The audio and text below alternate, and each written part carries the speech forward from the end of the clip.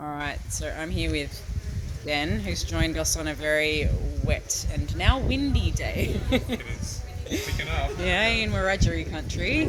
We've walked from Kandos to Rylstone. Tell me about your connection to this place and how you came to be with us today.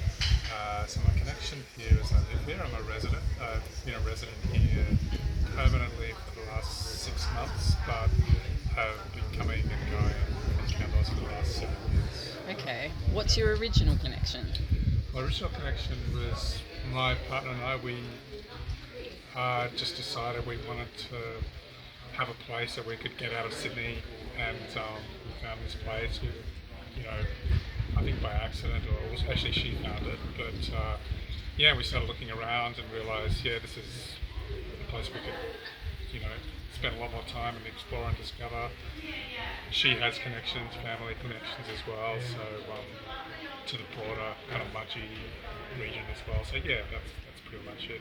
Yeah, it's a special place. Yeah. Tell us what's special about it. Well, I think it's a lot of it's to do with the people. There's surprisingly amount of diversity here, not on the surface, but once you start to scratch and dig deeper, there's diversity in terms of the way people think and see the world, but also there's a lot of artists out here practicing. There's a lot of people like ourselves who are working jobs that are more traditionally city-based, but they're working virtually, able to do that now. And really, it's the environment, it's the atmosphere, it's the country, which is pretty special. There's amazing rock formations and places you can visit.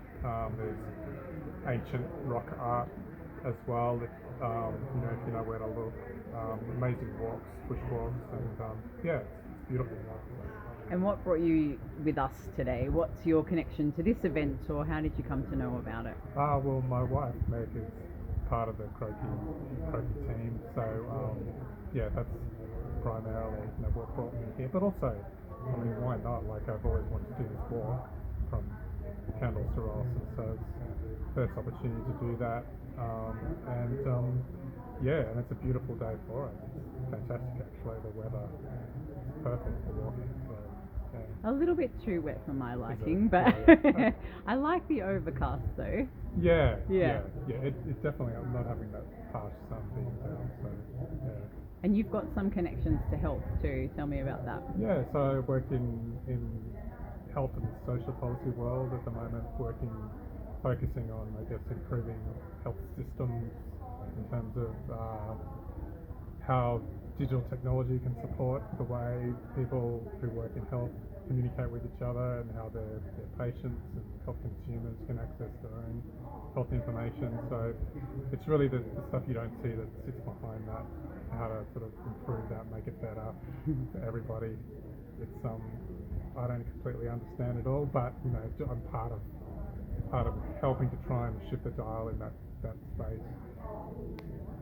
It comes down to sort of ultimately, hopefully, better health outcomes for people, but also, for healthcare providers, hopefully it'll save them time and, have more time to spend with patients rather than doing admin and, having to upload files or, so I think I'm articulating that very well, but I usually have to do it in writing, never verbally. Yeah. We've been talking a little bit about, the theme of the day was what sustains you. And you've been talking a little bit about music before, being something that maybe keeps you going. Tell me, what is it that sort of sustains you? Yeah, music, definitely has kind of always been really necessary for me. It's life, music. It's, I hear music and everything, so obviously in birds, in the environment, in the sounds, but also in the way people talk, and melody and speech as well. But also, I have to always be listening to new music. I love music. I love playing, writing, recording, performing. So haven't been doing enough of that lately. So I'm about to do some more in December. It's kind of harder living outside of the city to practice it as much. There's less people, but it's here, it's there. There's music's everywhere. So I'm kind of looking forward to exploring other local connections And we had an interesting conversation earlier about music and politics and how that kind of intersects. Yeah, well, that's right. I mean, it's coming from Queensland, grew up with a very strong sense that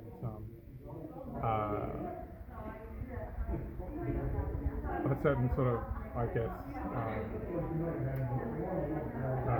don't know, I'm just trying to find the right word.